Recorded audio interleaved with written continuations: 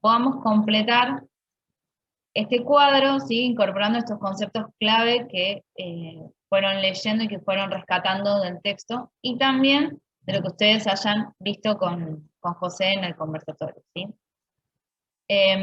Marian, ¿estás admitiendo? Acá me parece que estoy admitiendo yo. Bien, y fíjense que estos tres autores, Marx, Weber y Durkheim, los tres hacen un análisis interesante sobre esta dicotomía entre lo rural y lo urbano, ¿sí? Y la relación que hay entre ellos. Entonces yo les pregunto, como para ir completando este cuadro, específicamente a Marx, de lo que leyeron, lo que pudieron leer, o de lo que se acuerdan que hayan visto con José. ¿Qué aspectos él analiza del ámbito rural? ¿Dónde es que se desarrolla? ¿Qué modos de vida se van afianzando ahí? ¿Qué actores sociales están involucrados en ese ámbito? ¿Y qué tipo de producciones o actividades económicas se hacen? A ver si alguien puede romper el hielo y se anima a decirme.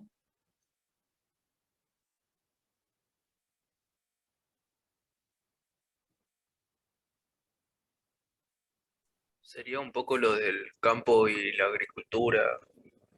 Bien, ¿sí? Tiene que ver con el campo,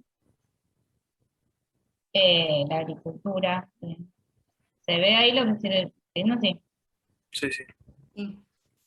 También creo que decían una parte, creo, Beto, que hablaba de artículos más artesanales. Frente a Sí, otro- menos está bien, menos industrializado, será, Claro. ¿sí? Bien, agricultura, vamos a poner, sí, trabajo artesanal, Autoabastecimiento puede ser también. muy bien, sí. Puede ser también que sean todos como iguales, o sea, como que no hay una diferencia social, o sea, como que todos cumplen casi el mismo rol. Creo Sí. que pensé que Marx decía todo lo contrario. No decía la parte en la que el rural iba a la ciudad, o sea, el de campo iba a la ciudad. Sí, ¿O no? pero y eso que, Porque era la época industrial, sí, hablaba de esa parte de que eso está bien, las dos cosas van encaminadas, o sea, a ver, lo que no me acuerdo quién dijo el tema de que no es tanta, que es más homogéneo lo que se produce en el ámbito rural, es hoy en día sigue siendo así, ¿sí? O sea, no hay tanta división del trabajo y no hay tanta complejización del producto que se elabora, ¿sí? En eso estamos de acuerdo, creo, en casi todo. Profe, perdón, ¿eso podría ser que era por el bajo nivel de sindicatos, que lo comparábamos en la teoría? Sí, sí, y también, sí, ¿te decías, Jimena? Perdón. No, a comparación que Marx lo comparaba con lo que era lo urbano, que era todo lo contrario, donde se hacía presente en los sindicatos, por eso también había como una división en el trabajo. Bien, sí. Perdón, yo meto la cucharada un poquito. Sí. A mí me parece importante que para, digamos, hacer una lectura en contexto de estos autores, como que nos situemos en el momento histórico y en lo que ellos estaban observando, que es, en todo caso, digamos, las dinámicas que acompañan la construcción de categorías para analizar la realidad que ellos estaban observando en ese momento, ¿sí? Entonces, si volvemos a esa situación, nos damos cuenta que justo en ese momento empieza como, digamos, la gran marcha del campo hacia la ciudad, que después, unos años más adelante, da origen a las primeras ciudades industriales. Porque además está ahí como en el vértice del surgimiento de la industrialización. Entonces, en la teoría marxista, Marx, uno de los grandes aportes que hace a la sociología es, digamos, el análisis de la estructura social a partir de la situación de clase, ¿sí? Y como es conocido, digamos, él, además de observa el funcionamiento del capitalismo, dándose cuenta que en este proceso de industrialización, de urbanización, y a través de este lente, lo que sucede es el surgimiento de una nueva clase social, ¿sí? Entonces por ahí conecta un poquito con lo que ustedes estaban diciendo, que es, digamos, parte del proceso de esa interpretación que desde, digamos, las teorías marxistas se le está dando al proceso de configuración social, ¿sí? Sí. Gracias, Vale, para ponernos en contexto. Y retomo lo que dijiste recién, Ale, y especialicémonos un poco ahora en el tema de los actores sociales que estaban involucrados en estos ámbitos, ¿no? Cuando Ale recién mencionó el tema de las clases sociales, ¿no? ¿Qué era lo que estaba ocurriendo en la ciudad? ¿Qué dos grandes clases sociales se estaban desarrollando? El feudalismo. No, en las ciudades. La burguesía El y el proletariado. Bien. Vamos a poner ¿No era lo acá. del poder eclesiástico? ¿No empieza ahí? Digamos, ¿qué es lo que hace Marx? ¿Qué crítica le hace a esto? Actores, entonces dijimos, ¿qué actores estaban disputándose, digamos, o desarrollándose qué era lo que estaba ocurriendo en las ciudades? Esta industrialización, ¿qué era lo que estaba efectivamente pasando entonces? ¿Por qué se produce este éxodo, ¿no? del campo a la ciudad? Y porque había El más capitalismo. proletarios que tenían trabajo. En el campo no había trabajo y migraban hacia las ciudades, entonces hay una gran masa proletariada en contra de la burguesía que crecía su poder económico. Bien. ¿Y el proletariado? ¿A qué nos referimos con el proletariado? ¿Quiénes son? Los obreros de las fábricas. Bien. ¿Y por qué? Bien, perfecto. A ver qué más. ¿Quién me había dicho el tema del feudalismo? Yo. Bien, bien. Recordemos que lo que decía Marx y lo que él asociaba, digamos, el feudalismo a una etapa previa, ¿no? Si lo vemos la evolución histórica y económica del mundo, asociaba que el feudalismo venía de este ámbito, ¿no? Del rural. ¿Qué era el feudalismo? El rey le daba tierras a los campesinos, digamos, para que las explotaran y de esa forma generaban trabajo y a la vez ganancias al feudalismo, a la burguesía, digamos. Bien, perfecto. Entonces, lo que Marx señalaba entonces era esto, ¿no? Que lo que estaba ocurriendo era esta expansión de las ciudades, que va acompañado obviamente que es el lugar donde se va desarrollando la industrialización, ¿no? De la economía, donde aparecen estos dos grandes actores, la burguesía por un lado, que era la propietaria de las industrias, los que, digamos, empleaban a este proletariado que trabajaba en las industrias para crear estos artículos manufacturados que ustedes me mencionaban. Entonces, relacionaba a lo rural, ¿cómo lo relacionaba? Yo lo que quiero ver ahora es esta relación entre lo urbano y lo rural. ¿Qué destacan, que dice en el texto y lo que fueron viendo en la teoría? ¿Cómo lo menciona Marx? ¿Cómo se pasa de esta etapa de lo rural a lo urbano y cómo se interrelaciona? Puede ser que sea como que era un proceso, que sea una evolución de el campo a la ciudad, ponele, pero que no podía ser a la inversa. Perfecto. Lo veía él y la gran mayoría de los autores clásicos que vamos a ver en este momento ven como, es como un proceso, muy bien decían ustedes, como un proceso evolucionista, ¿no? De lo rural, del campo a la ciudad. Perfecto. Y que era un progreso social necesario para, digamos, todo este boom que estaba ocurriendo en un contexto capitalista, ¿no? Perspectiva evolucionista. Es decir, que lo podemos leerlo relacionado como un progreso, ¿no? El progreso de la ciudad, ¿sí? Versus el campo. Y si no, metemos un poco más de lleno en lo que él hablaba sobre, bueno, ¿no? Este proceso evolucionista, el desarrollo del capitalismo.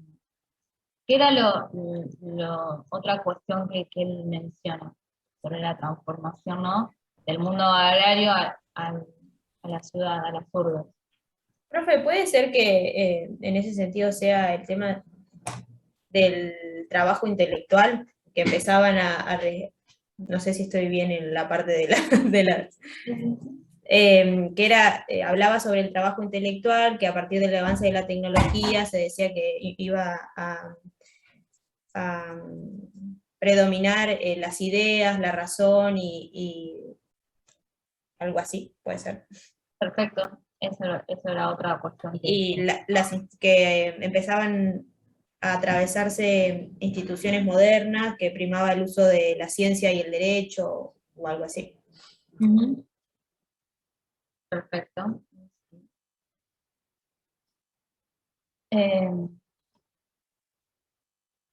Bien, pero eso está perfecto para caracterizar, digamos, lo que estaba sucediendo en la ciudad.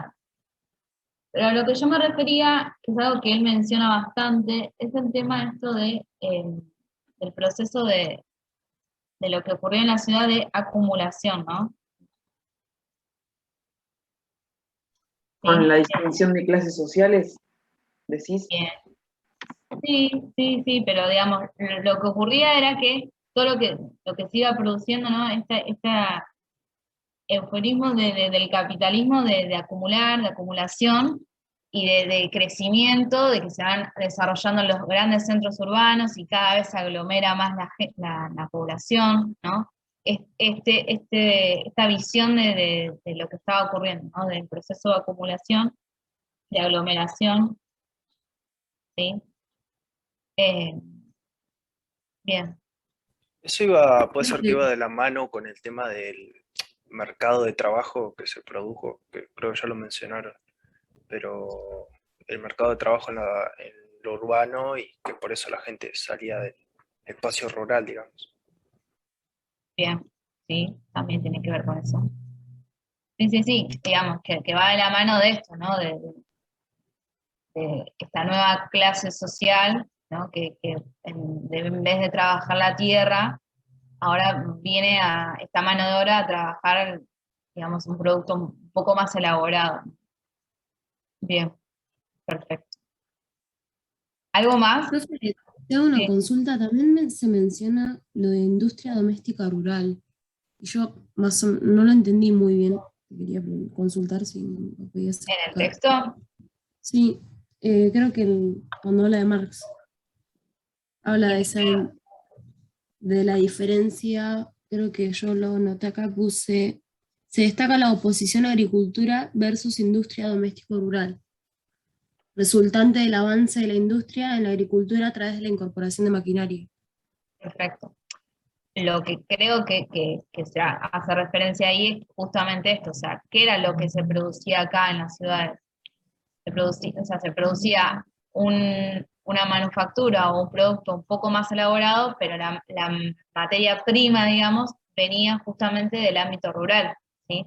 Entonces, gracias a la nueva tecnología, gracias a los nuevos desarrollos, gracias a también el transporte, ¿no? Todo el boom que fue las cuestiones ferroviarias, del tren, entonces se podía trasladar, digamos, toda esa materia, todo lo que... No es que lo rural desaparece, ¿no? Sino que, digamos, hay un éxodo porque se va digamos, como en términos de Marx, ¿no? Va evolucionando la tecnología, el desarrollo, se generan estas grandes industrias, entonces ya no solamente tenemos el fruto de la tierra, sino que a ese mismo fruto, a esos productos que podemos recolectar de la tierra, los podemos, digamos, agregar valor, ¿sí? Y crear nuevos productos más elaborados y manufacturados. ¿Se entiende a lo Sí. que... Sí. Gracias. Y volviendo, retomando un poco lo que decíamos del feudalismo, el capitalismo, ¿sí? Marx lo que entiende es como que hay una transición, ¿sí? De esta etapa feudalismo al meramente capitalismo, que es, digamos, lo que él va a criticar, lo que él va a analizar en profundidad a lo largo de todas sus obras, ¿no? Y fundamentalmente lo que él ve, digamos, eso es como la relación entre campo y ciudad, lo ve como una relación antagónica, ¿sí? Dos cuestiones antagónicas y, como dijimos, que es un proceso evolucionista, ¿sí? Del campo a la ciudad, no a la inversa como ya lo mencionaron. Y también, por último, otra cuestión interesante que él menciona es como él ve una subordinación del campo o del ámbito rural a la ciudad, ¿sí? De lo rural a lo urbano. ¿Se entiende más o menos la idea de lo que planteaban las ideas marxistas? Específicamente en estas cuestiones, ¿no? Porque la obra de Marx es inmensa, pero, digamos, específicamente en la relación entre campo y ciudad, acá me faltó poner ciudad, ¿no? Son estas cuestiones. ¿Alguna otra cuestión más para agregar? Si no, ya pasamos a ver. Cuando mencionaba que el tema del campo atrasaba, ¿eso iba por el tema de lo intelectual, digamos? Sí, a ver, pensemos... O sea, el ámbito del campo. Claro, y por las actividades económicas que se desarrollan en el mismo, ¿sí? Mucho trabajo manual, mucho, digamos, esto, el producto que se obtenía era muy poco elaborado, ¿sí? Entonces, digamos, a eso se refería, frente frente a lo que estaba sucediendo, grandes desarrollos tecnológicos, evidentemente las actividades que se desarrollaban en el campo quedaban en el tiempo, ¿sí? Quedaba muy acotado, digamos, a lo que estaba sucediendo en las grandes ciudades, ¿sí? ¿Se entiende? Sí. De todas formas, perdón, Lu, ¿sí? Es como que nosotros en esta unidad estamos viendo cuáles son como esas grandes primeras categorías que después dan origen a la sociología urbana y al estudio como tal del espacio urbano, ¿sí? Entonces, y como repito, digamos, está buenísimo leer estos autores sin olvidarnos de ese contexto de transformaciones, digamos, que marca un crecimiento, una dinámica de crecimiento exponencial de ahí en adelante para la ciudad.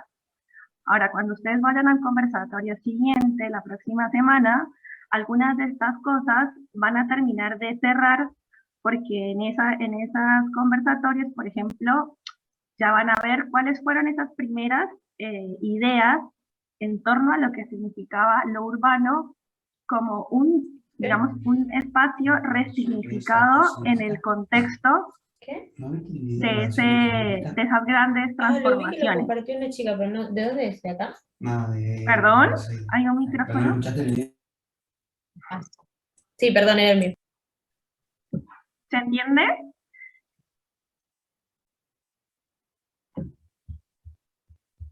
Entonces ahí vamos a terminar de entender por qué se establece esta relación como entre el campo y la ciudad, que es como el primer, digamos, la primera salida para poder después observar un objeto de estudio como tal en lo que significa el espacio urbano. ¿Se entiende?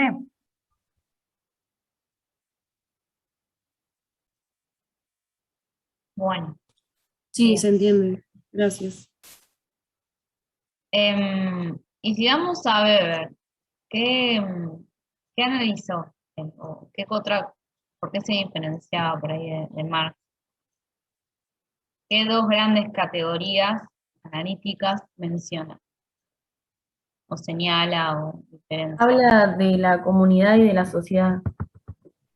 ¿Y la comunidad en qué ámbito lo ubica? Lo relaciona con la vida rural y a la sociedad con la urbana. Bien. ¿Qué más decía? ¿Cómo la caracterizaban estos ámbitos?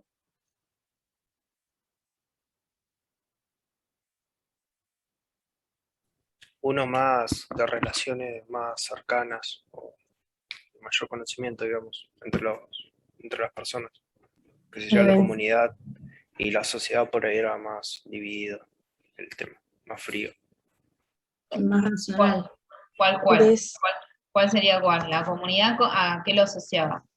A las relaciones entre las personas. Decía que se daban los vínculos más por afecto y en la sociedad se daban más por interés, por algo, para satisfacer alguna necesidad. Claro, más racional era la sociedad, era lo que decía. Perfecto. Relaciones entonces más por fin. Relaciones. Creo que lo decís, con arreglo a fines.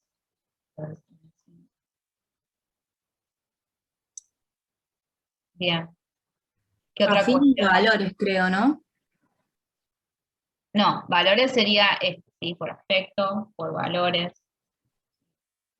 Fines era exactamente muy bien como lo expresaron, ahora no me acuerdo quién, el tema de esto, de por cuestiones de fines o por cuestiones más específicas, ¿no? Que iban sucediendo o con objetivos, algo así lo había mencionado. Por interés puede ser. De intereses, perfecto, bien.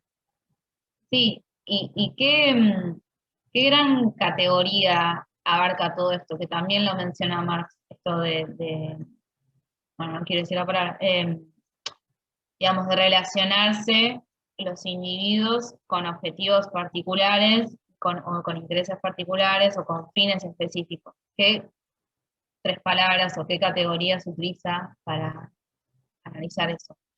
¿O qué está detrás de eso? A ver si alguien se da cuenta. Que también lo mencionó Marx. Podría Tema de- ser, sí, en a ver. uno, en comunidad podría ser colectivo y en el otro individual. Sí, eso sí, bien. Sí. Más sí, colectivo. Sí, a lo que yo me refería, que lo que los autores clásicos mencionan es el tema de la división del trabajo, ¿sí? La división social del trabajo, ¿no? Que permite, digamos, una complejización de las actividades económicas, las actividades sociales, y de la división del trabajo, la división de la tarea, de las divisiones de lo que va sucediendo en las ciudades, que en última instancia obviamente eso va a terminar provocando no solamente la división del trabajo, la división de los recursos que haya, va a terminar conformando distintas, como decía Marx, distintas clases sociales, ¿no? Según los recursos que se tenga y según, digamos, qué trabajo o qué actividad desarrollen esas clases, ¿sí? De ahí que se van formando las clases sociales, ¿sí? A eso es lo que nos referimos por ahí con esto de relación con arreglo a fines, ¿sí? Esa cuestión está detrás. Y muy bien lo que dijeron, sí, es más bien una visión colectiva en la comunidad y en las sociedades está la individualidad, ¿no?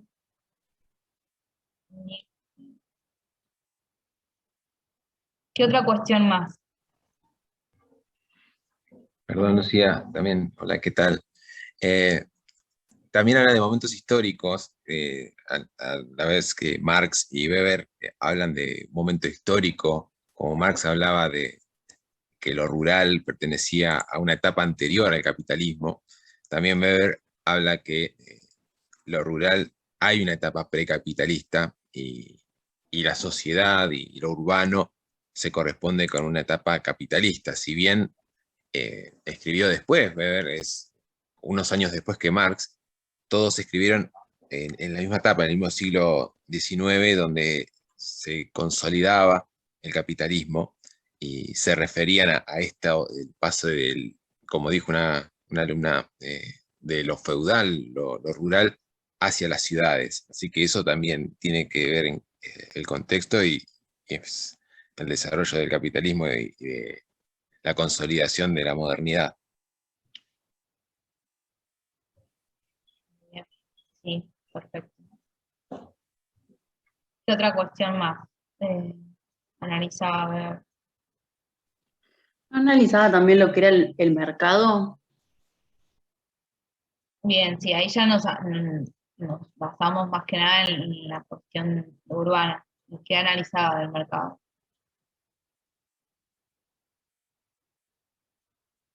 Decía que la mayoría de los habitantes que viven ahí en la sociedad viven del comercio de los productos que producen.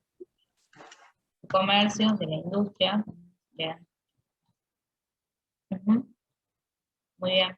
Y bueno, y las comunidades o el ámbito rural, ¿qué actividades hacían? Autosustentan. Bien. La agricultura. Em, autosustento o de subsistencia también, ¿no? Y si lo relacionamos, digamos, en comparación a lo que pasaba con la ciudad. Eso tiene que ver, profe, perdón, con lo que sería lo que hablábamos de Marx de la acumulación, porque habla de que en el campo solo era meramente para la subsistencia lo que se producía y en cambio en la ciudad trataba de producirse lo más posible solamente por la intención de la acumulación o la venta, digamos, del mercado. Perfecto, a eso iba, así que ya lo explicaste muy bien. Exacto, se ve ahí las dos contracaras, ¿entiendes?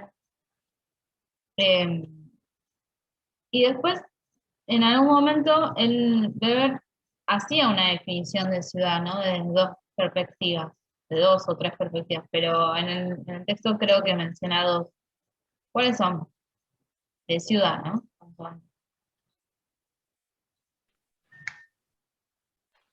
En los textos que vimos en la teoría, lo que decía de ciudad industrial, que las iba clasificando. No, no me refería a eso. El Weber hace una distinción, digamos. Creo que una entidad categórica, sociológica, económica y política. O Sí, eso puede ser. también, pero a lo que yo específicamente me refiero es que él lo analiza desde dos perspectivas, la perspectiva cuantitativa y desde la económica.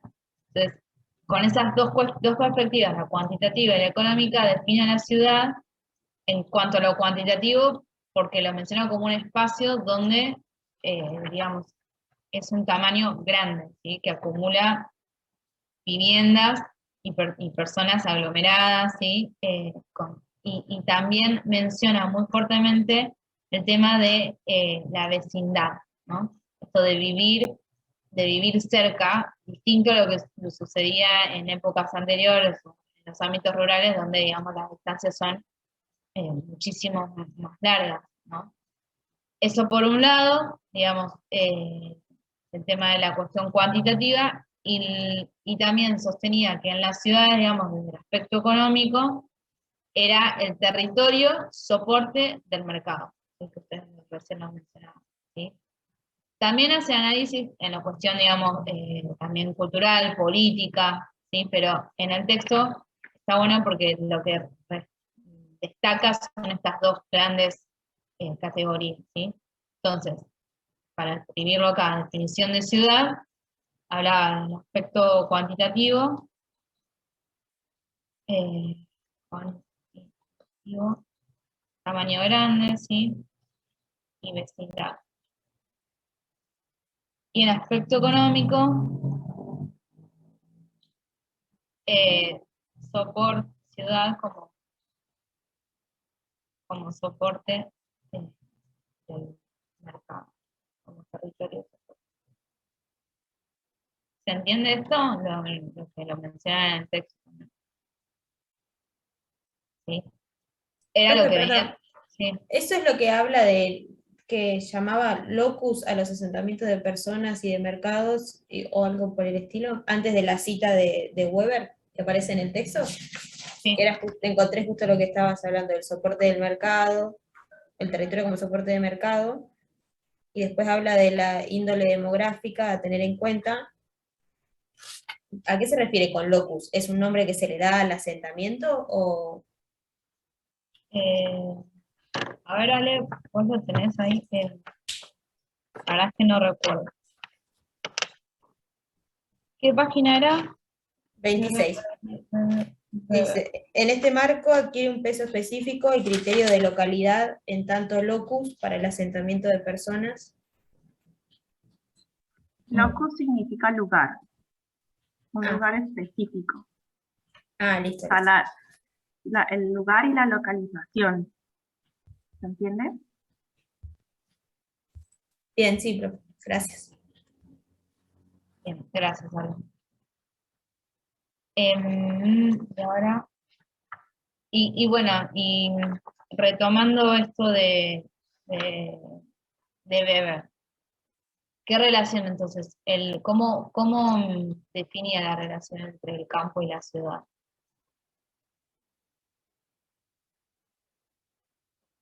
¿Qué palabras utilizaba para mencionarlo, lo que sucedía? Era un proceso, eso ya sabemos, pero ¿cómo era ese proceso?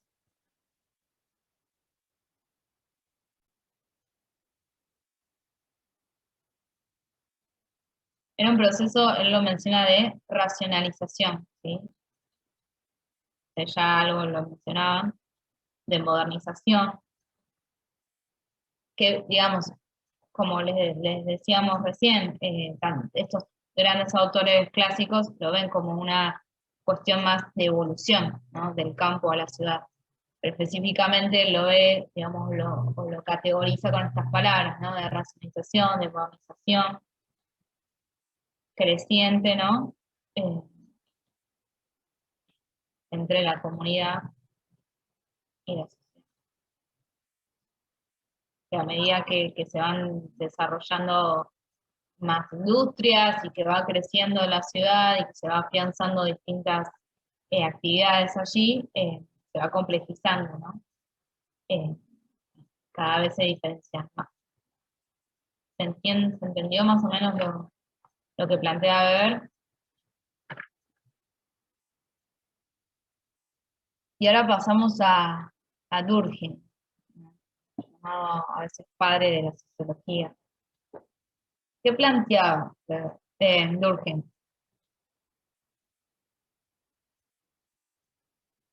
Lo de solidaridad mecánica y orgánica. Bien, y a partir desde dónde, que ya algo mencioné también, ¿desde qué conceptos Desde lo colectivo y lo individual.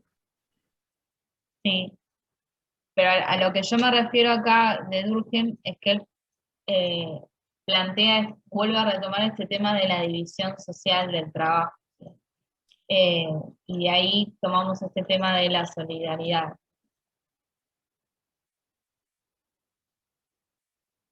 Solidaridad en el campo, ¿cuál sería? Bueno, la mencionaron, la mecánica y la orgánica. Bien, la mecánica. Mecánica en campo y orgánica en la ciudad.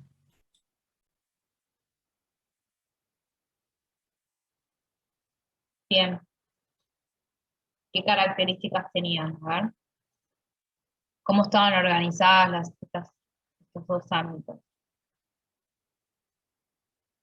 No se hablaba de que las, digamos, en solidaridad orgánica eran propias de sociedades mucho más complejas, con división de trabajo, jerarquía, creo que también se mencionaba.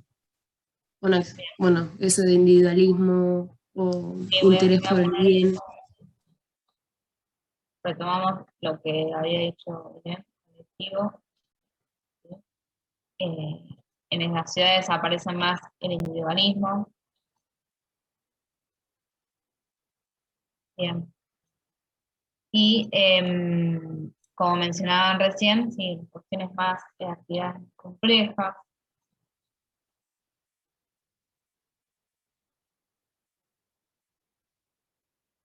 Bien.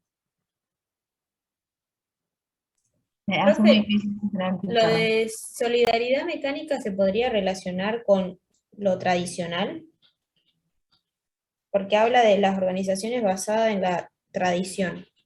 Ujú. Sí, perfecto. Bien. Tradición, ya no sé muy bien. ¿Y cómo? Sí, vale. Perdón, me vuelvo a meter. No, no. A mí me parece importante que recordemos que Durkheim es uno de los mayores exponentes del funcionalismo en la sociología. Porque es que por ahí siento, que no sé, a mí al principio me pasaba que esta palabra solidaridad, digamos, puede desviar como un poco los preconceptos que tenemos alrededor de ella y entenderla como un valor. Y lo que aquí está esta persona tratando de explicar tiene que ver con, digamos, el funcionamiento de la estructura social y de cómo, pues porque comprende, digamos, la sociedad como un sistema complejo en el que cada una de sus partes cumple una función. Entonces, de ahí la solidaridad mecánica o orgánica, en el sentido de que esas partes, digamos, se coordinan para hacer que funcione ese sistema social. ¿Sí? Por eso la división, digamos, entre una sociedad de tipo rural, con ese tipo de estructura y de funciones entre sus elementos, y, digamos, el advenimiento de una estructura más compleja en el ámbito urbano.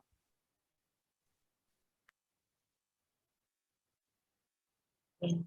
¿Se entiende? ¿Se va entendiendo más o menos? ¿Cuál es la idea? ¿Qué otra cuestión más podemos agregar acá?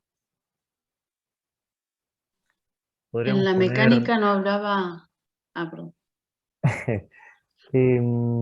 Lo de esto de que en lo rural son como individuos semejantes entre sí, y en cambio en el otro aparece esto de la división del trabajo, o sea, como más, como, a ver cómo digo. Lo de la jerarquía. Claro, ¿no? lo cooperativo también en la mecánica. Yo con división del trabajo pienso más en especialización y en el otro como que semejanza en cuanto a que los individuos realizaban actividades semejantes. O sea, como que todos hacemos todo y en cambio en lo que sería la ciudad, ya cada uno se especializa en hacer un trabajo. Está muy bien. Perfecto. También hablaba de que esa especialización que se hace en la ciudad lleva a un fin por ahí común, o sea, como que están relacionados, si bien cada uno tiene su tarea, todos están relacionados entre sí. Ujú. Sí, muy bien. Bien. Y entonces, después- ¿cómo? Sí, Martina. No, iba a decir de otra. No, pero decilo. ¿Sobre qué? No, que con respecto a esto de las jerarquías hablaba de, en realidad en la solidaridad mecánica, hacer algo corporativo, algo que trabajaban entre todos, estaba lo del castigo, en realidad decía otra palabra. Represivo, puede ser. Sí, represivo, y en lo otro usaban más también esto de la razón. Sí, la solidaridad mecánica como represiva y la orgánica como cooperativa. Sí, esa es la palabra que utilizo. Bien. Y entonces, ¿cómo ve Durkheim, o cómo analiza la relación, ¿no? Está bien, las caracterizaciones están perfectas, como venimos diciendo, pero entonces, ¿cómo ve esta relación entre ambas? Obviamente también va de la mano de esto de proceso evolutivo, de modernización, pero específicamente, Con respecto a lo funcional, sí, a lo que estaba sucediendo, ¿no? De esto de pasar de este ámbito rural al ámbito de la ciudad. Él veía, digamos, ¿no?, cómo se iba profundizando ese tema de la división social del trabajo, y a medida que se iba profundizando y complejizando cada vez más esta división del trabajo, lo mismo pasaba con el tema de la solidaridad, se iban complejizando cada vez más. Digamos, cada vez que pasábamos esta solidaridad orgánica se iba haciendo cada vez más compleja, y cada, digamos, órgano de esta sociedad se iba especializando cada vez más, digamos, se iba alejando de estas cuestiones más mecánicas, ¿no? Como pueden ver ahí, es como siguen analizándolo como una especie de evolución o de avance o de modernización que estaba ocurriendo en esa época, de grandes transformaciones, no solamente económicas y sociales, sino también, ¿no?, todo lo que tiene que ver con lo cultural y lo político. Y él lo ve como una evolución positiva y complejización de la división de trabajo. eh,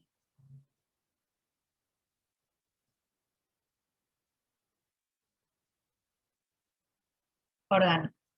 ¿Se entienden más o menos las ideas que estamos viendo de estos tres grandes autores? También ustedes seguramente la teoría han visto a Tony, y que también recupera concepciones que decía Weber sobre comunidad y sociedad. Pero bueno, en este práctico nos sacamos estos tres grandes autores. ¿Alguna duda hasta acá? ¿Podrías volver al cuadro de Weber, perdón? Sí. Ahí. Gracias. Bien. Bueno, si les parece, pasamos a este segundo parte del trabajo, ¿no? Terminamos manos a la obra y queremos ver un poco más allá de esta dicotomía urbano-rural. Voy a dejar de compartir.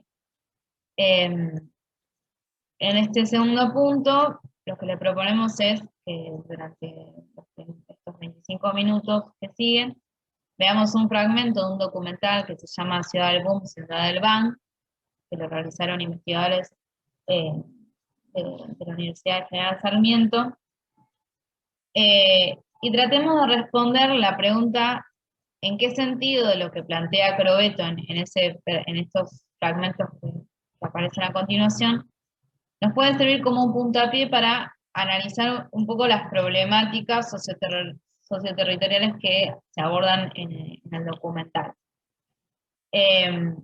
Lo que les propongo es, miramos el video, yo lo voy a tratar de pasar por acá, leemos les leo este mini fragmento que aparece acá, y a continuación debatimos un poco a ver cómo podemos relacionar estas dos cuestiones, ¿sí?, para analizar lo que ocurre en el documental.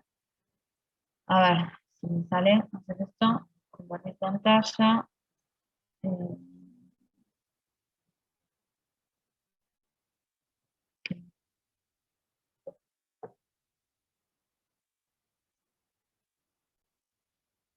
No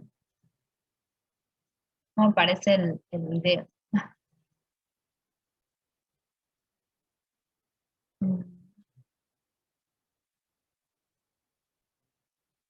Eso es raro.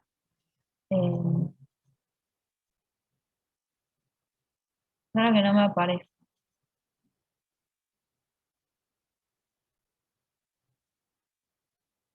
No tiene idea, pues, no puedes, la otra vez lo vemos acá. Ahí se ve, sí. Sí. Perfecto. Ah, díganme si se escucha el tema del sonido, porque si no tengo que ver.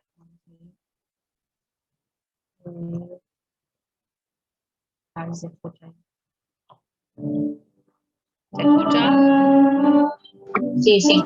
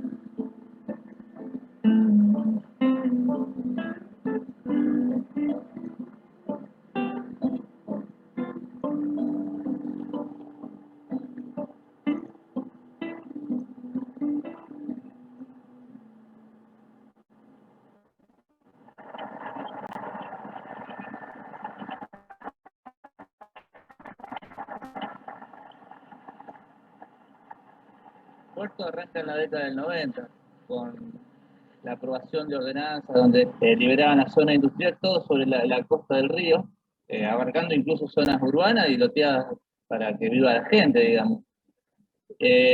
Básicamente nos robaron en esa época, nos quitaron todo lo que es la costa del río Paraná, incluso hasta no midieron las distancias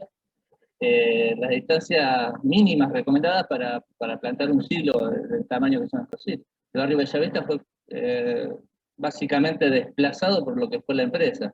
Un barrio residencial, compra primero la empresa Nidera, poco a poco empieza a comprar casas y ocupándolas con playas de camiones, donde la gente tenía que enfrentarse a soportar, digamos, la presión de tener un camión parado a la orilla de tu casa, cargado con cereal, el polvillo que el mismo camión genera por circular. Estamos hablando de que había casos donde se le acumulaban hasta pilas de cereal podrido en todas las casas para forzar básicamente que la persona se termine yendo. Es la realidad de levantarse en esta época y no saber si a partir de la semana que viene la manzana del frente es una zona industrial.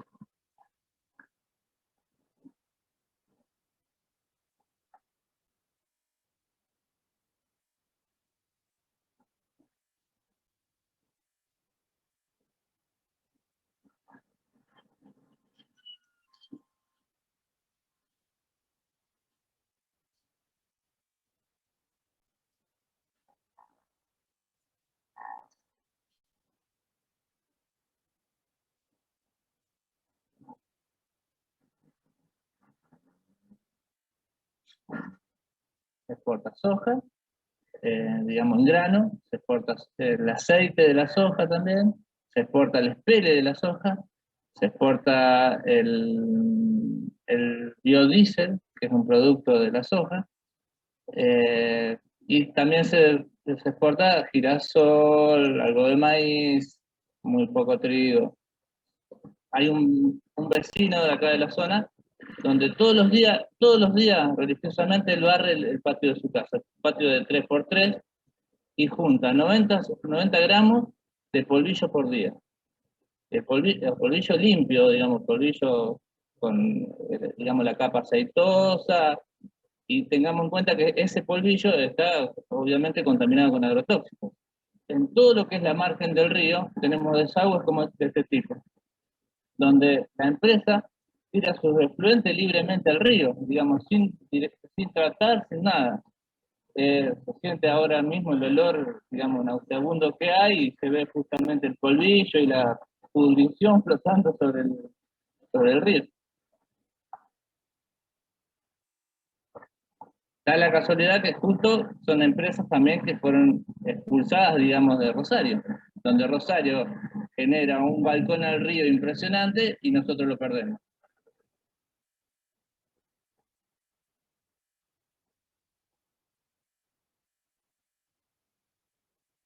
Porque hoy se dice que los rosarinos disfrutamos el río. En realidad disfrutamos el paisaje del río, porque las aguas del río que transportan la riqueza del Gran Rosario no quedan en Rosario, sino que se van. El ejemplo más clarito es el de Cargill. Cargill está facturando hoy 39.000 pesos por minuto y no paga impuestos de ingresos brutos. En forma paralela, vos tenés hoy en la población del Gran Rosario que el 80% de los que vivimos con ingresos en Rosario, trabajadores precarizados, en gris, en blanco, en negro, estamos por debajo de los 7.000 pesos mensuales, el 80%, con lo cual la diferencia es enorme.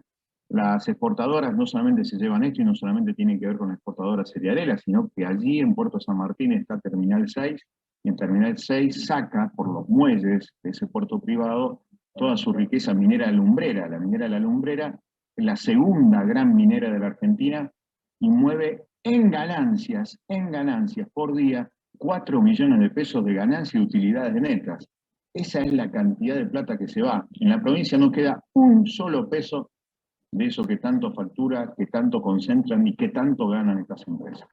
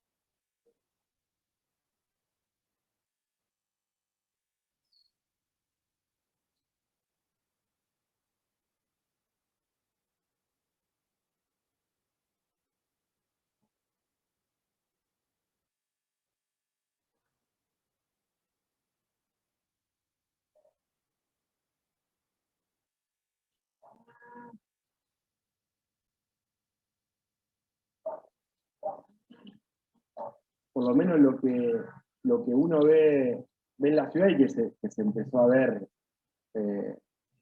apenas inició la década ganada, la cuestión de los edificios, porque lo que uno vive pasaba y veía, se construía, y la primera pregunta que uno hacía es, ¿dónde está la gente que va a ocupar estos edificios específicamente de carne y hueso? Digamos, porque era uno tras otro. Digo, hay dos cosas, digamos. Evidentemente, hay una renta extraordinaria de los sectores agropecuarios, ojeros, de la Pampa Húmeda, digamos, de toda esta zona, donde Rosario claramente dijo, vamos a captar esos recursos. Yo como municipio no tengo recursos. La provincia del peronismo, la nación del peronismo no me da nada de plata. Bueno, habilito esta obra y a cambio de esa habilitación que yo le doy, le pido que esto, que era una calle, me la convierta en una avenida. Y eso voy y lo inauguro yo, y además le digo a la sociedad que esto al Estado no le salió nada. En uno de los últimos presupuestos de la municipalidad, en el eje obra pública, el 80% de la obra pública era con fondos privados. O sea, porque a la vez, que ahí está la trampa, digamos, a la vez que cada vez mayor la inversión privada en obra pública, se va contrayendo la inversión pública en obra pública. Entonces cada vez el Estado invierte menos y cada vez depende más del sector privado. Digo, cuando se vayan los socialistas, alguna vez se van de Rosario, van a dejar un municipio que depende estructuralmente de 3 o 4 nombres.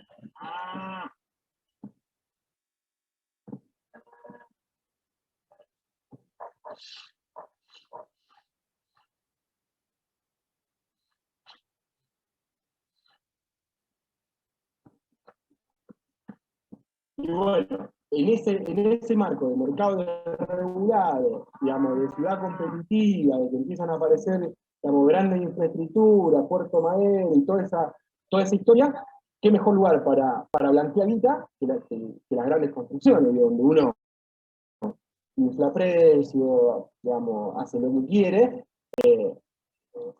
más corrupción policial y todos los condimentos del narcotráfico, digo, encuentran también ahí un terreno para empezar, digamos, a lavar guita, y no es casual también que los grupos que articulan esto sean financieros, y que donde se juntan como las diferentes vertientes de este modelo que estoy explorando, de la especulación inmobiliaria, la especulación financiera, la soja, el narcotráfico, y la verdad que no se ve un planteo desde la municipalidad, ni tampoco de la provincia, de hacerse cargo de alguno de estos temas.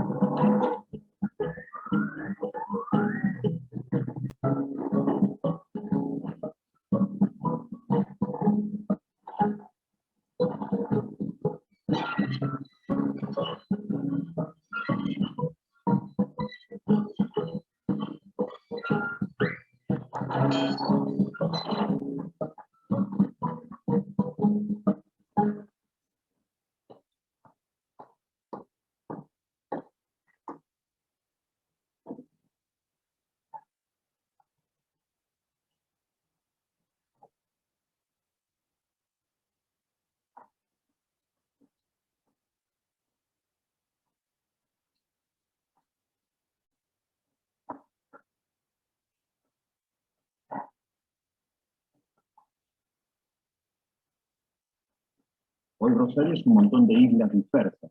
Tenés las islas de la fantasía, que goza del boom sojero por un lado, del boom inmobiliario por el otro, y después tenés Islas de la Pesadilla, en donde los barrios son controlados por los narcos. Hoy hay 50.000 familias con necesidades de vivienda y de habitación en Rosario, de habitación digna. Y por el otro lado hay 80.000 departamentos vacíos. Pero esa obscenidad tiene que ver con que justamente esos precios están más para la especulación inmobiliaria, para la especulación financiera, que para que la gente viva. Y este es un gran problema. Y hoy, para colmo, hay una ordenanza en el municipio de Rosario que permitan que se construyan edificios en los barrios, con lo cual el derecho al sol, al cielo, lo que tiene que ver con la posibilidad de garantizar los servicios mínimos, hoy está colapsado por esto que significa ganar dinero sin preguntar de dónde viene el dinero. Y un dato más, el 80% de los obreros de la construcción hoy en Rosario no tiene aporte jubilatorio, está precarizado, con lo cual el famoso boom inmobiliario es boom claramente para los que ponen la plata en esta jugarreta financiera. Me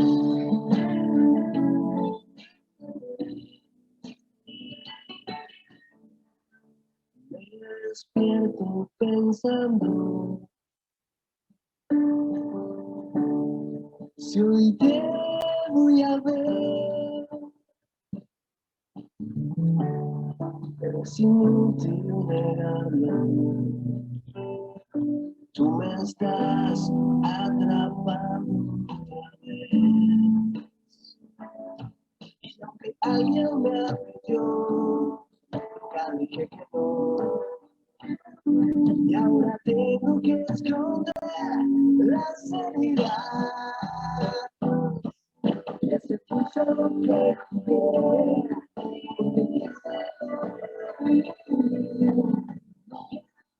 me podrá alejar.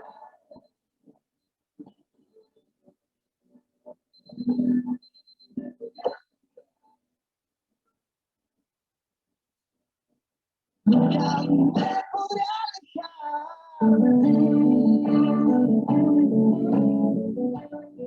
La violencia narco en la ciudad de Rosario. 106 víctimas fatales producto de la violencia y el desenfreno que existe en Rosario. El problema nos lleva ahora a Rosario, porque la violencia parece no tener fin allí, donde se cobró una nueva víctima. José Alberto Robledo tenía 39 años y ayer quedó en el medio de una balacera entre bandas que venden drogas en Villa Habana. Un barrio indignado, movilizado, el pedido de justicia que se hace oír por la muerte de Mercedes Mercado. Porque en un confuso episodio resultaron heridos los integrantes del movimiento Evita. Hubo 3 asesinatos anoche en Rosario y Arroyo Seco. Maximiliano fue asesinado de un tiro en la cabeza. El problema del narco en Rosario arranca básicamente a partir de la barra brava News. Esto ocurre allá por la década de los 90, donde quien entonces era presidente de aquel club estaba cuestionado y creo que estuvo hasta denunciado judicialmente por estar vinculado a el juego, el lavado de dinero.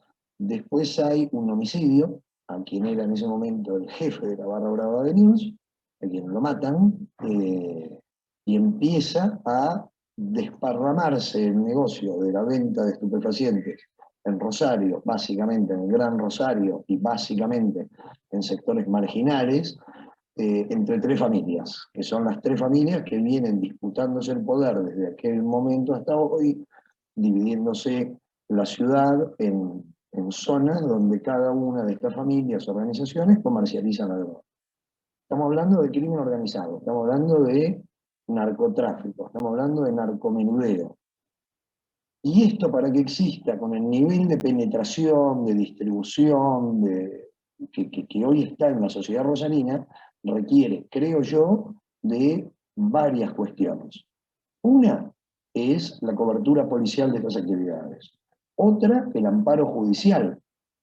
Y finalmente, la tercera, y más nefasta quizás, porque es la llave para solucionar el problema, es cierta tolerancia política a este tipo de prácticas que se dan. El narco es un vector de generación de fondos financieros, de flujos que tienen que volcarse en el sistema, ¿no? El narco, o la trata, o cualquier actividad delictiva es una actividad empresaria, criminal. y como tal genera dinero y genera renta, y esa renta va a un lugar y ese lugar es el sistema financiero. Hace un tiempo atrás que venimos pensando que así como hay un sistema financiero en las alturas que funciona bajo la lógica más tradicional del establishment financiero, con casas de cambio, con entidades financieras, con compañías de seguro, donde ahí hay sectores de la clase media y alta que invierten en productos financieros, que abren cuentas, que están sujetos a distintos tipos de control, también se tiene que haber conformado un sistema financiero adaptado a las lógicas de los fenómenos de interacción propios de las economías populares, y que un sistema financiero en las alturas y un sistema financiero por debajo en las economías populares tienen que estar conectados de alguna manera. Y hay que buscar esos vínculos de conexión. El mundo de los fideicomisos puede ser uno, el mundo de los préstamos estructurales puede ser otro, pero tiene que haber vínculos de conexión porque el capital circula en todas las dimensiones. Acá hay que pensar que estamos hablando de una altísima rentabilidad. De los supuestos 400 kioscos de venta de estupefacientes en Rosario. Si tenemos en cuenta que son puntos de venta que están abiertos las 24 horas, los 365 días del año, y si se estima una ganancia diaria de estos kioscos en una suma que está entre los 10 y 15 mil pesos, es muy sencillo obtener el resultado de cuál es el volumen de dinero de que estamos hablando. Esa suma de dinero en algún lugar debe volcarse.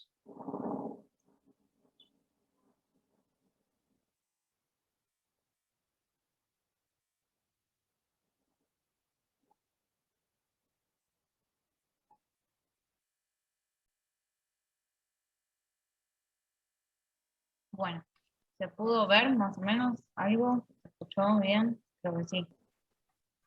María. Sí, sí, se escuchó bien. O sea, Bien. Bueno, les voy a leer este fragmento que aparece acá de Crobeto y a ver si podemos analizar un poco, podemos relacionar con todo lo que hablamos hasta ahora. Crobeto dice, recuperar entonces este recorrido conceptual permite sostener y comprender las críticas a la estrechez que hoy día debatimos y que caracteriza las miradas dicotómicas de los mundos sociales, observación que no escapa al par urbano-rural. Las últimas décadas, en el pensamiento sociológico, asunto que no ha mantenido exentas de cuestionamientos al respecto a otras disciplinas, como la geografía, presentan otros desafíos. El potencial heurístico que tiene la dicotomía en cuestión es criticado particularmente por la creciente complejización de las relaciones sociales entre los actores de las tradicionales zonas urbanas y rurales. Son innumerables las investigaciones que hoy día dan cuenta de la pérdida de capacidad explicativa de la dicotomía, que es entonces puesta en evidencia por los registros novedosos de situaciones atípicas, no esperadas según los criterios tradicionales de las categorías de los espacios habitados. Esto fue de este modo más o menos similar durante el origen del mundo moderno, pero se han sostenido estas mismas categorías y criterios hasta nuestros días, donde las relaciones sociales cotidianas son mucho más diversas y construyen espacios imbricados con aspectos del mundo rural y del mundo urbano, lo que trae consigo un proceso de resignificación de los conceptos y de los espacios. Lo urbano ya no contiene solo las ciudades, ni lo rural exclusivamente al campo. El trazado cotidiano de trayectorias entre zonas configura regionalizaciones territoriales que superan y complejizan la visión dicotómica espacial. La discusión conceptual implica cuestionar no solo la vigencia de las categorías en uso, sino también su utilidad y su inserción en las innumerables ecuaciones que explican o muestran condiciones sociales de vida, de desigualdad, de cambio social y sus efectos en el diseño e implementación de políticas públicas. Si cuestionamos los cristales con los que observamos y a partir de los cuales incluso interpretamos aspectos y acciones sociales, tendremos la oportunidad de construir un relato sociológico un poco más complejo de la vida social. Bueno, después de haber visto el video, de que yo les lea estos fragmentos, ¿qué podemos rescatar, ¿no?, de estas dos cuestiones, ¿no? Crobeto lo que nos señala acá es que esta perspectiva o este análisis de hacer la dicotomía entre urbano y lo rural, o sea, de verlos como cuestiones separadas, no permite en realidad captar la complejidad de la realidad, ¿no? De lo social. ¿Cómo podemos ver esto relacionado con lo que sucede con lo que comentan en el video? A ver si alguien se anima. ¿Cómo, digamos, están continuamente interrelacionados el ámbito urbano y el rural? ¿No? Y no analizar ni ver dos cuestiones totalmente separadas y compactas y distintas, ¿no? Sino más bien esta retroalimentación entre los dos. La ¿Qué es lo que- explotación agraria puede ser. Bien, ¿cuál es el problema? A ver, vamos a meternos de lleno en el video. ¿Qué es lo que cuenta el video? La explotación La ganadera. renta extraordinaria de la soja, la explotación de las ganancias. Bien, eso por un lado. Eso sería más que nada en el ámbito rural. Perfecto. En Bien. un momento del video se menciona esto de que el Estado siempre va a necesitar de las industrias o de los pudientes. Bien, ¿y por qué? Esto, ¿por qué pasa eso? En un momento lo menciona en el video, ¿no? Es algo que se fue construyendo a lo largo de décadas de historia, ¿no? De cómo se fue desarrollando la ciudad, específicamente la Tiene que ciudad. ver porque es pensada más por el valor de cambio que de uso. Perfecto. Y un ejemplo clásico y que se ve acá, que prima el valor de cambio ante el valor de uso, La especulación Acá, inmobiliaria. especulación inmobiliaria, ¿sí?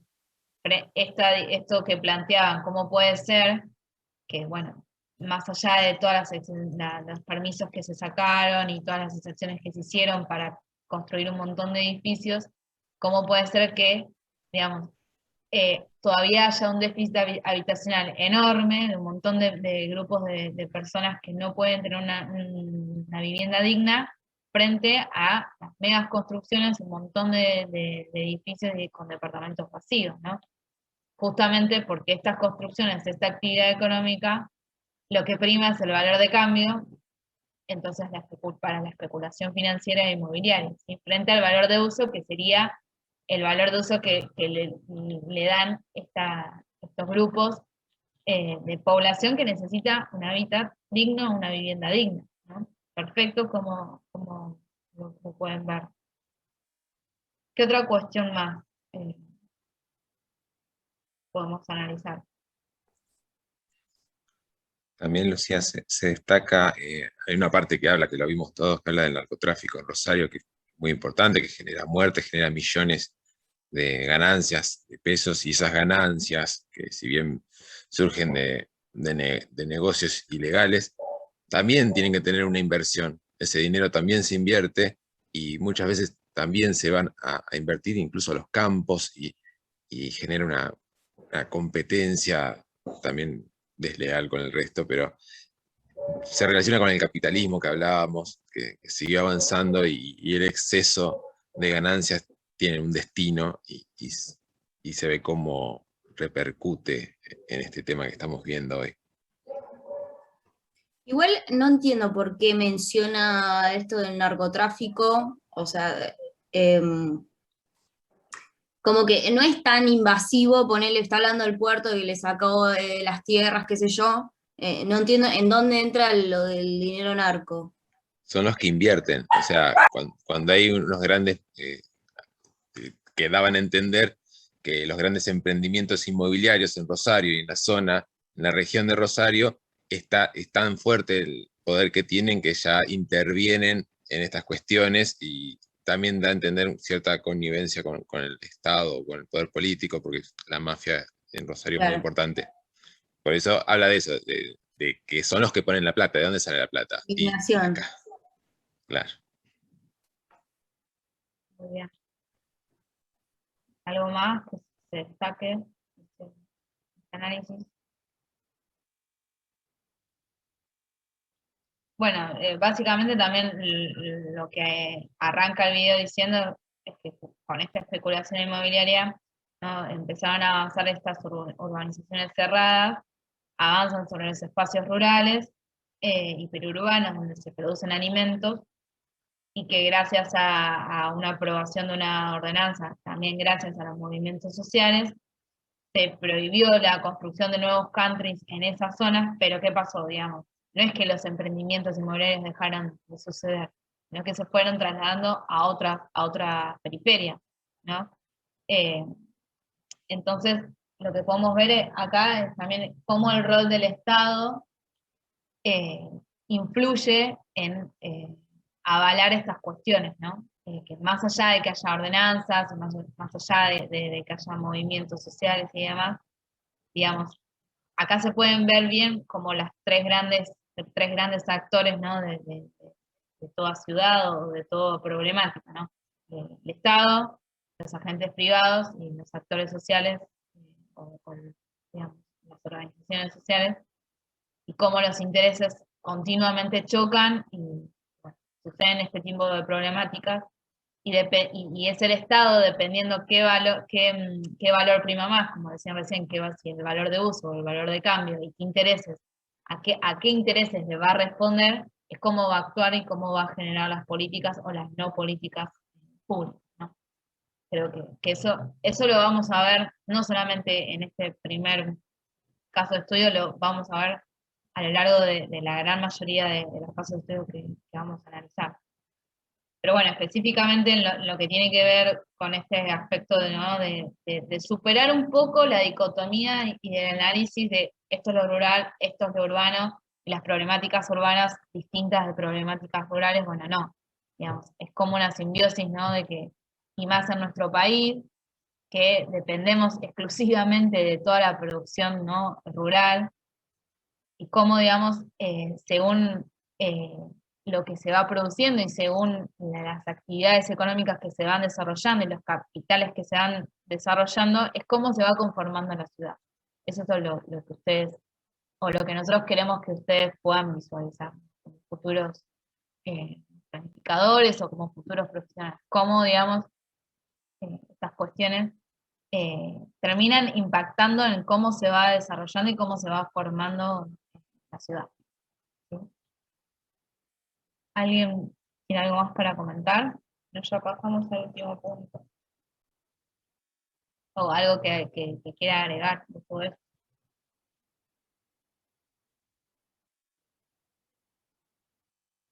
Bueno, y para seguir un poco analizando distintas problemáticas, pero ponerlo en un contexto más actual, el último punto, donde ven acá una infografía y un breve texto que ustedes tenían ahí, que ahora lo perdí, acá, sobre la selva del futuro, que es una entrevista que le hace Soledad Barruti a este arquitecto Paulo Tavares, brasileño, donde vemos que la dicotomía urbano-rural se manifiesta sobre la relación que las ciudades entablan en sí con lo que denominamos naturaleza, ¿sí? Y en esta nota es interesante porque Paulo Tavares explica que la urbanización, así como la arquitectura, siempre emergió, digamos, de manera antagónica a la naturaleza. Y como se observa en esta infografía que aparece ahí en la hoja de trabajo, que dice cómo se relaciona el extractivismo con el surgimiento de pandemias, podemos ver que la sobreexplotación de la naturaleza, lo que denominamos el extractivismo, se termina relacionando con el surgimiento de pandemias y de cómo digamos, lo mal que se maneja la naturaleza sin límites termina perjudicando o termina, digamos, devolviéndonos a la sociedad y a los humanos en forma de pandemias, infecciones, incendios y demás. Entonces, lo que les proponemos es que ustedes puedan pensar, como futuros arquitectos, cuáles creen que son los caminos que habría que seguir o construir para que esto no sea así o para, digamos, revertir esta problemática, ¿no? No sé si pudieron leer la infografía o la entrevista, que es bastante interesante. Si alguno la leyó y quiere comentar cómo podemos analizar esto.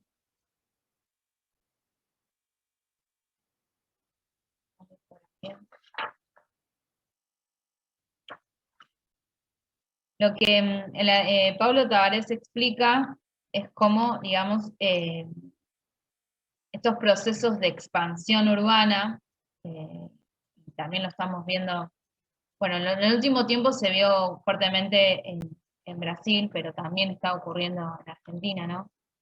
Esta cuestión de producir cada vez más y por ejemplo, el tema de la soja, o distintos productos, se va avanzando sobre la naturaleza, ¿sí? Se va deforestando, se va ampliando la capacidad de siembra y de producción en la agroindustria. Esto termina generando múltiples impactos, ¿no? Lo vemos en lo ambiental, en lo climático, en el avance de destrucción que termina afectando a la biodiversidad, ¿no? Pero que esto no es gratis, o sea, no es que a la humanidad no le va a ocurrir nada, ¿no? Esto es lo que intenta ver. Lucía, un ejemplo que les propongo a todos de esto, que vieron la semana pasada, el tema de Nordelta y los carpinchos, que avanzaron sobre el hábitat natural de esos animales, mataron a sus depredadores naturales, y lo que generaron es una sobrepoblación, una superpoblación, que finalmente se quedaron en su lugar, y hay una coexistencia entre los habitantes de ese barrio que no es pacífica para algunos vecinos que están en contra de que estén, pero la realidad es que se trata de lo que estamos viendo con Lucía acá, que es avanzar sobre los territorios propios y naturales, sobre la naturaleza, y depredar y generar un desorden ambiental que genera una superpoblación de una raza, en este caso de una raza autóctona, que convive actualmente con los vecinos de ese barrio. Sí, sí, sí. Me voy a rescatar dos párrafitos chiquitos que menciona este arquitecto, donde dice que la arquitectura es un instrumento de domesticación de la naturaleza, construcciones que prometen el desarrollo humano, quitándolo de lo salvaje. Miremos lo que ocurre con las narraciones y los mitos desde la fundación de Roma. Por ejemplo, la ciudad surge contra la naturaleza, y todo lo que está por fuera será de ahí en más narrado como la barbarie, donde reside lo no humano. Nuestro modo de vida es opuesto a ese caos salvaje, en el que representamos a la naturaleza, a un lugar que a partir de entonces, pongámosle los romanos, solo puede ser habitado por primitivos o incivilizados. La ciudad es, antes que viviendas, un sistema de defensa. Declaramos la guerra a las selvas, a los bosques, a los montes, y lo que sea que vive ahí adentro, y hoy nos acuartelamos con todo el lenguaje bélico, dentro de alguna de las 1000 vertientes estéticas que habitan lo urbano, para librar la nueva batalla. Porque el virus, ahora menciona el virus del COVID, es eso, un misil que llega del centro de lo indómito, del interior de un animal silvestre, un murciélago cuyo entorno natural fue destruido, y que ese viene a romper nuestros pulmones, nuestra forma de vida, nuestra certeza, digamos, ¿no? Es interesante ver que esa es la mirada de la arquitectura, del urbanismo, digamos, que tenemos también muchos, ¿no? Que, digamos, la naturaleza nos viene a atacar, el murciélago nos viene a atacar, pero no vemos qué pasó antes, ¿no? ¿Qué contribuyó el humano a destruir ese hábitat, ¿no? No sé, ¿a alguien se le ocurre algo para comentar de esto? Como pensar, bueno, pararnos desde nuestro lugar como ustedes como futuros profesionales, ¿no? Sí, en un momento el texto dice algo de que para hablar de derechos también hay que hablar como de derechos ambientales, como que van juntos de la mano, o que vamos juntos de la mano, que esto mismo, de que si lo destruimos de alguna forma, uno de los ejemplos para hacer arquitectura, de alguna forma va a estar volviendo y nos vamos a estar destruyendo a nosotros mismos. Eso creo que es. Sí, también tener conciencia de en dónde vamos a proyectar y ese tipo de cosas. No podés intervenir en un humedal o en un médano, ponerle en una zona de playa. O sea, está afectando a todo un ecosistema para hacer un proyecto de lo que sea y no está bien por más que pueda llegar a estar permitido. Eso tenemos que tener conciencia de cómo puede repercutir en el futuro para especies de animales, mismo la zona, la naturaleza, la flora, influye mucho. Sí, en un futuro no muy lejano tampoco, ya estamos viendo un montón de cosas. En cuanto al murciélago, en mi opinión no opino eso, que vino el murciélago, vino nos atacó, sino que fue algo mucho más tenebroso que eso. No veo que la naturaleza por ahí nos ataque, al contrario. Y nada, usar por ahí materiales sustentables o otro tipo de cosas que no dañen. Perfecto. Sí, y fíjense que en un momento también menciona, como ejemplificando lo que son las sociedades originarias, lo que ellos llaman las sociedades indígenas, ¿no? Que allá en Brasil tienen varias o han quedado algunas.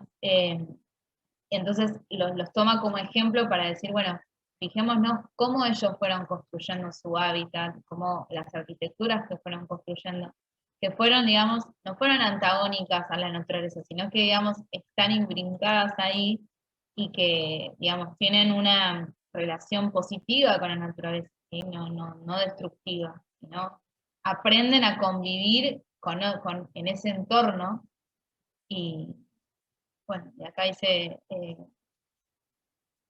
¿cómo es que dice? Hay una arquitectura en la selva que fue producida durante miles de años por culturas que supieron y aún saben hacerse vidas ahí adentro, multiplicando la diversidad en vez de destrozarla, ¿sí? Las aldeas indígenas están hechas con los mismos materiales del bosque y por eso también parecen haber desaparecido sin dejar rastro, ¿no? Que retomó recién lo que dijo Ilén sobre utilizar, volver un poco a utilizar las cuestiones más naturales, o no tan industrializadas, tan procesadas. Que bueno, digamos, es un debate súper complejo, a mí me encantan estos temas. Pero bueno, digamos, también rescato el tema de repensar los límites, ¿no? De hasta dónde uno puede accionar, y porque pareciera que, digamos, últimamente lo que estamos viendo es que no hay límites, no hay límites en el desarrollo ni en el avance hacia la naturaleza, ¿no?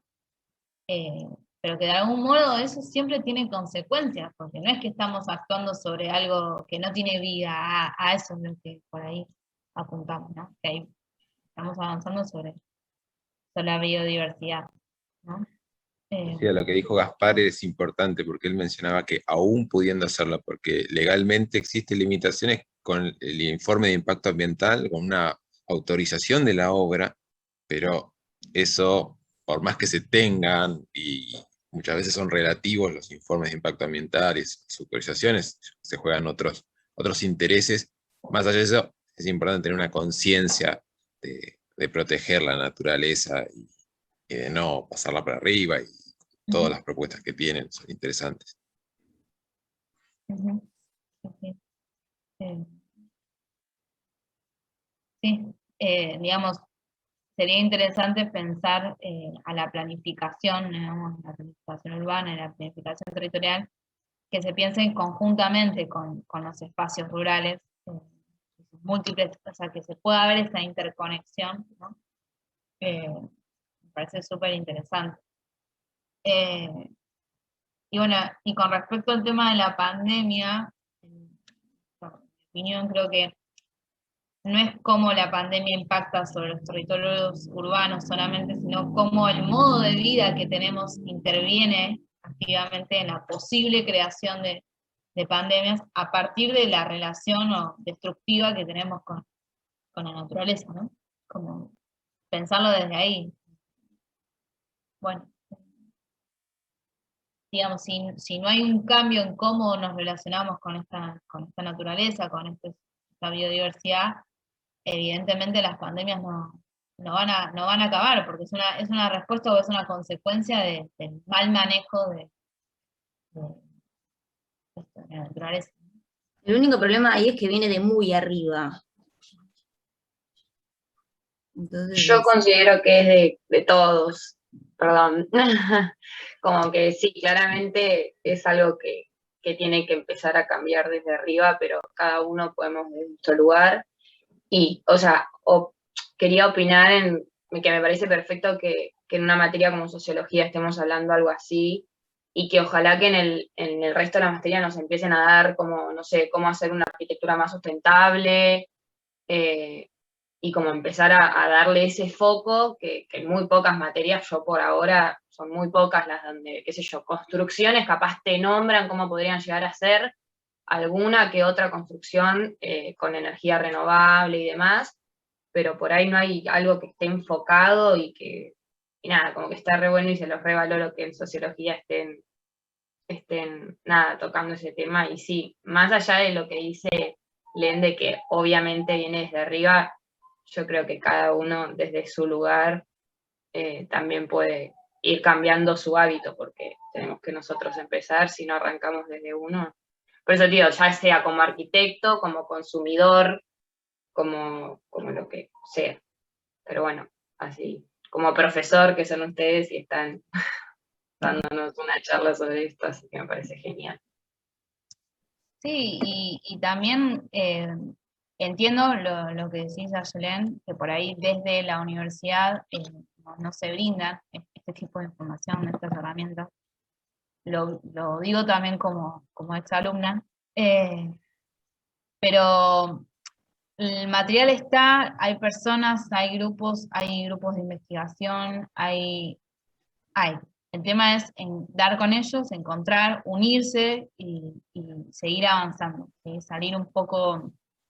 Sí, de la también. boca de mirarlo. Sí, re coincido que es así, y sí, considero que uno tiene que salir a buscar y hacerlo desde su parte, tal cual, pero por ahí estaría re bueno que, como dice Ilen, que viene desde arriba, estaría genial que ya desde la universidad se venga planteando, bueno, no sé, demos, para que todos los arquitectos sepan que por ahí se puede construir de la misma manera, o por ahí un poco más caro, pero no sé, pudiendo llegar a un menor impacto hacia la naturaleza, hacia los animales, hacia lo que sea, porque tranquilamente es el humedal que se genera en Nordelta, el Nordelta se podría haber construido en otro lugar, o construirlo, pero hacerse cargo de qué va a pasar con esa fauna y con eso. Tipo, hacerse cargo, no hacerlo y fin. Sí, bueno, ahí tienen posibilidad también de como nosotros, involucrarse en la docencia, o como ustedes como alumnos, ahora no me acuerdo cada cuántos años, como agrupación ustedes pueden juntarse y reclamar cambiar el plan de estudios. Es muy difícil, obviamente, porque estamos hablando de por ahí de profesores y de gente que es muy difícil hacerlos cambiar de visiones o que tengan ganas de enseñar o de incorporar nuevas visiones. Pero bueno, nada, de nuestro humilde lugar como cátedra de Sociología Urbana, van a ver que a lo largo de toda la materia les vamos a traer este tipo de cuestiones, porque la idea es que, más que respuestas, darles preguntas a ustedes que se generen interrogantes y que, bueno, podamos tener una mirada un poco más allá de lo que por ahí están acostumbrados o estamos acostumbrados a ver. Esa es la idea a lo largo de toda la materia. Que les sirva a ustedes para eso. Más que darles respuestas, generar interrogantes y otras formas de pensar. ¿Mm? Así que, bueno, no sé si alguien quiere comentar algo más, si no ya nos estaríamos viendo consultas o en o en el próximo video.